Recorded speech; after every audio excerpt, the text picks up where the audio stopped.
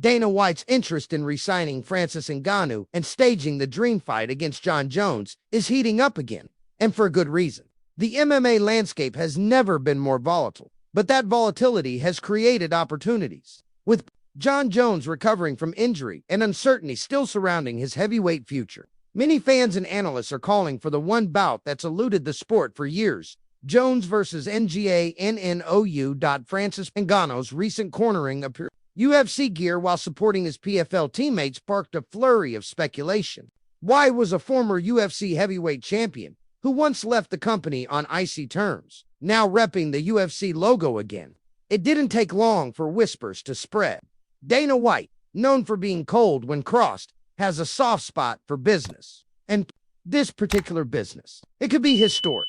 Insiders close to the UFC brass have hinted that initial contact may have been made. One of Dana's associates was quoted anonymously saying, "Business speaks before emotions. If Francis presents himself in a humble way, I think he could very easily be back."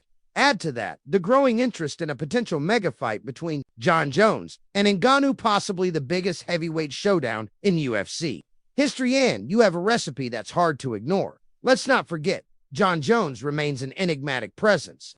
The GOAT in the eyes of many, but also unpredictable. After his injury sidelined his much-hyped bout with Stipe Miocic, his future became foggy. Will he retire? Will he defend the belt? Or will he return for one final super fight, the most dangerous of all against the Predator? Meanwhile, Jamahal Hill is firing verbal missiles ahead of his clash with Khalil Roundtree. During the UFC 302 press conference, Hill didn't hold back. "If he's not expecting blood, he's not really ready for war," Hill stated, eyes cold. "He gets hit more than he hits anyone. That's a stat.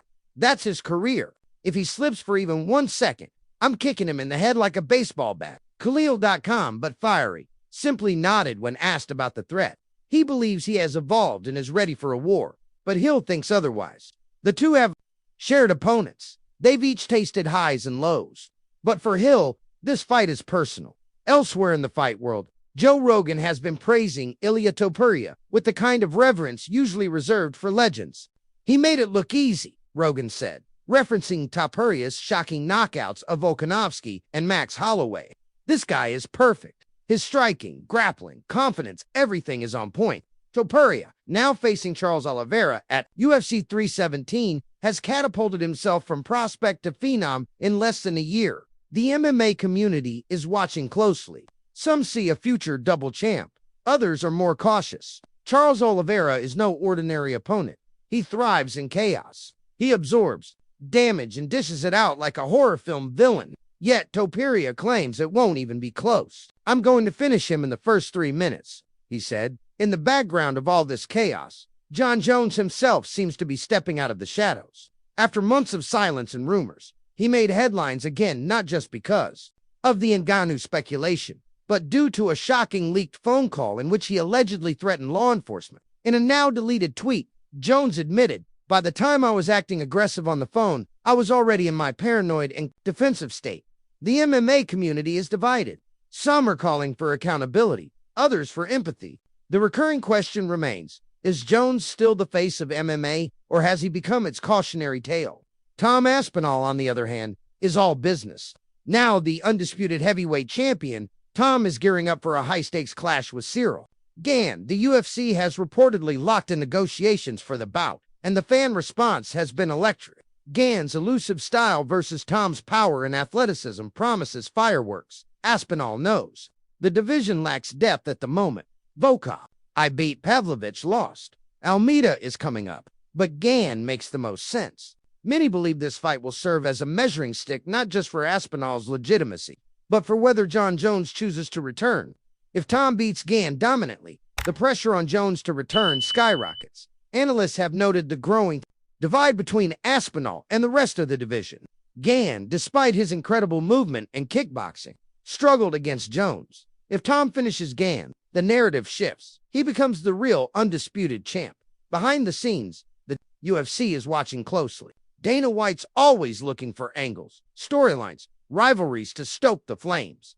The return of Ngannou, paired with Jon Jones' twilight years and Aspinall's rise.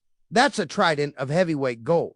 Even more intriguing, Ngannou has expressed openness to return. While nothing is official, he hasn't ruled it out, and Dana White has shown time and again that, if the money's right and the buzz is loud enough, he'll bring back anyone.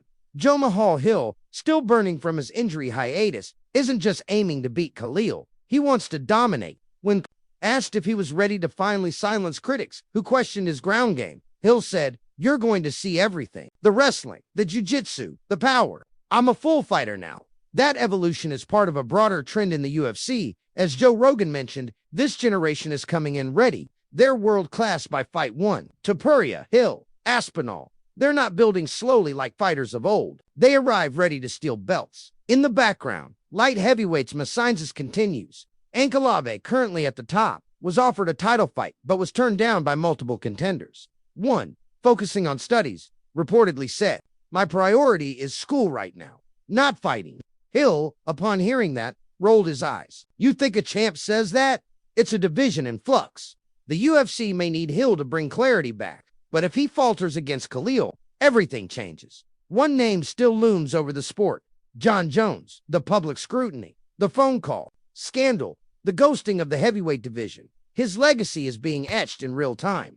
But if Dana White pulls off the unthinkable Ngannou versus Jones MMA, will never be the same. Whether it's on the streets of Las Vegas, in the training rooms of PFL and UFC gyms, or in the minds of fans and fighters alike, one question echoes: can Dana White bring back Francis Ngannou? Can Jon Jones step up one final time? And can Tom Aspinall make himself undeniable? Whatever the answer, the world will be watching. Stay tuned. The next era of UFC is about to be written in blood, belts, and billion-dollar fights.